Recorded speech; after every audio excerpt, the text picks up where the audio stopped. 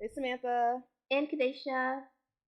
And we are back with another amazing episode on the Deeper Than Tech podcast. So, today we will be talking about how to stand out. Well, have no fear, the Deeper Than Tech team are here. So, sit back, relax, and let us help you.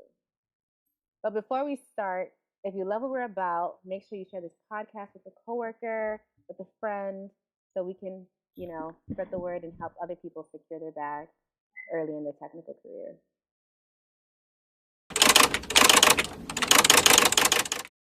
So when I first landed my job, and I was working for a couple of weeks, I did network with a few people, and they gave me resources, like books, and just advice. And one book I'd like to just recommend is like First Year in Code.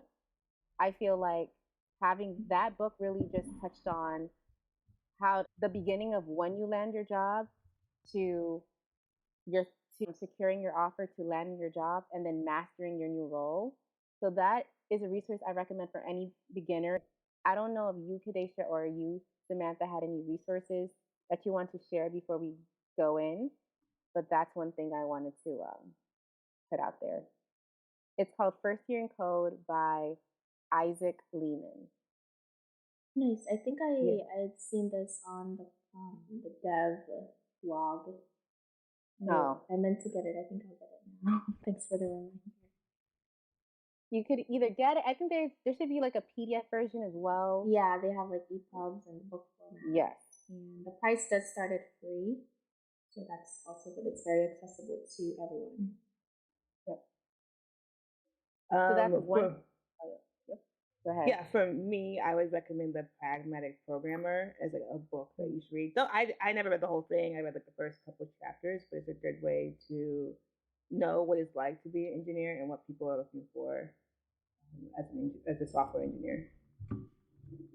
Yep. And another thing that I think is super important to think about is mentorship.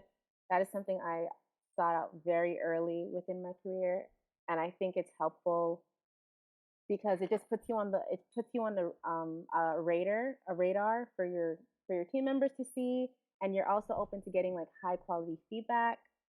So I definitely think seeking out mentorship just only helps you early in your career. Um, Samantha, did you receive mentorship in your career, or did you seek that out, So or I would don't you even believe, recommend it? yeah, of course Mm, you should have a mentorship. interesting. Am I lagging a little bit? Is that what's going on? Oh, Okay, No, I anyway. think you're good. Okay. So for me, I definitely would recommend having a mentor, but I think the thing that people have to realize is people want a mentor, but they don't know how to use a mentor. I have tried to Mm, be mentors for multiple people. I ask them, hey, how can I help you? If you don't have a reason for them to help you, it's going to be hard for that mentor to give you the resources that you need. So maybe if you need them to help you look for a new job, maybe like they can offer you some resources like a way to look for jobs. Maybe if you need help studying how to code, they can offer you resources or they can start pair programming with you. But it's up to you as the individual to ask the mentor what you need from them versus the mentor as helping you in your journey. I think that's very important. that's true because yeah. how do you become or how do you be a good mentee? Like what does that look Mm, like? So like a mentor mentee relationship is a two-way street, right? So the mentor is looking right. to build their leadership skills, their communication and guidance skills or whatever. And the mentee is looking to, I guess, get resources or like objective help in whatever problem they're having. So that's such a good point that Samantha brought up that a lot of times people don't know how to use mentorship. It's kind of like a buzzword you hear, oh, get a mentor. It's like, okay, now I have one. Now what? Now what? And it's Yeah. just like, I really don't know.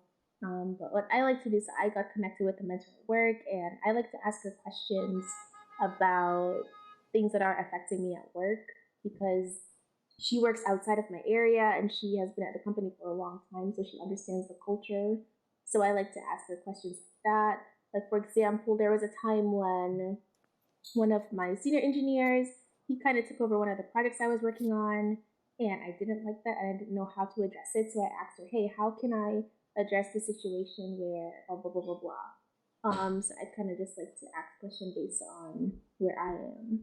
How do you guys think someone can be a good mentee? That's a good question. That is something I still struggle with. I just feel like to be a good mentee, you should, I guess you should figure out what do you want to prioritize early in your career. Like, you want to prioritize like technical skills, or do you want to prioritize like your soft skills? Like, what you have to identify what is it that you want to work on right now, so that so that your mentor can be set up in a way where they can help you when you're struggling with, essentially. Like, I feel like you have to identify what is the area you're weak in, what do I want to get help with at this very moment right now. If you don't have a concrete idea of that, it's hard for someone to jump in and help you, like you guys, like you, Samantha, and Kadesha have been mentioning. Yeah. Yeah, I would like to actually reiterate what I said about having the mentee come in with the agenda. So even if you have a mentee mentor situation, it's the same thing with you and your manager situation. Your manager is not responsible for having an agenda for you. It's your job to have an agenda. So they know which way to go. So like if you need help with how to deal with a coworker, your manager could be there. They're not going to be able to read your mind of what you want. So I think it's super important that you come in there into the meeting with what you want to talk about. Right. Yeah, and I also think that, kind of on the same like vein as mentorship, there should be, like, mentorship can come in different forms. Like, it can be something assigned to you, or it could be like someone that's very knowledgeable within your who in your team or on your floor. Like, it could be a buddy mentor. So there can be multiple mentors that you can get. And then one way where you can open yourself to like this kind of space is through like ERG groups. So like, I know in my company we have like a Black engagement network, we have a woman in tech network, and these are other places where you can find someone who can mentor you if your company doesn't even offer that. Um, so that's something I just wanted to point out there in case no one actually had an idea of that. Uh, Yeah. and I like how you yeah. mentioned that to have multiple mentors. Mm-hmm. That's very important. Don't just rely on one person to help you through your career. Everybody's gonna have a different perspective on like which direction you should go. So it's good to have like a web of mentors. And it doesn't mean that the mentor has to be like a person in your job. A mentor can be somebody Right. online. Twitter, like we said, Twitter is a great resource to meet people and network. So find somebody on Twitter. You don't even have to talk to them. Just follow their career and what they did, and maybe you want to mimic their career direction. Right. Working on soft skills is a great way to also stand out in your career. Do you think it's something that should be actively improved upon? Absolutely. I, I think as software engineers, one of the primary things we do is communicate. Yeah. We're constantly asking questions. We're constantly reading documentation. We're trying to understand the code that someone wrote so we can either improve it or build upon it.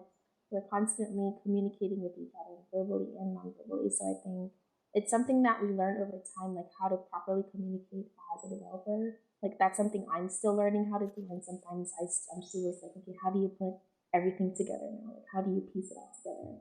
But I think that comes with experience. But absolutely, definitely keep working on those soft skills. I think soft skills are the most important skills because you can learn the technologies, but when it comes to those like communication skills, the nonverbal skills, the other skills that is considered soft, they're very important. Yeah. I would like to second that, but in a different direction. I think at each stage in your career, you need to focus on certain things. So, like when you are very early on in your career, technical, because that's the only way you're gonna be able to climb up. If you don't know how to code, you can't get a promotion. But as like you're going towards more of a senior position, it is being able to communicate with not only with your team, but like with other teams within your environment. It's very important for you to communicate, for you to have Mm-hmm. leadership skills. But when you're starting off, like you gotta just focus on coding and just try to like bang as much of that out. Put out as many PRs as you can. Of course, you need to ask questions. That kind of makes up with communication. But yeah, focus on tech. I would say early in your career, and then as you get more comfortable with your tech, you can start really focusing on soft skills. I Interesting. really like that take. Because what I was like the way I was actually going about my technical journey, I was trying to increase that soft skill aspect, leverage that. I didn't. This is the first time I'm hearing like, hey, focus on your technical, like get those Yeah, PRs up. same. But that is so true that like the way it works at my company, when they are looking to promote you, they are looking at how many PRs have you raised, have you commented That's right. on your colleague's PR, how many times. So that is definitely a way to get ahead of the game and be proactive. Definitely, increasing the technical skills. So I like that you pointed it out. Yeah, I think I'm gonna keep that in my back pocket and work on my technical skills. I think I have pretty good soft skills, so I need to work on what I think You I have am. excellent soft skills. I have So really good soft you're skills. good. Don't be modest. I was trying to be modest.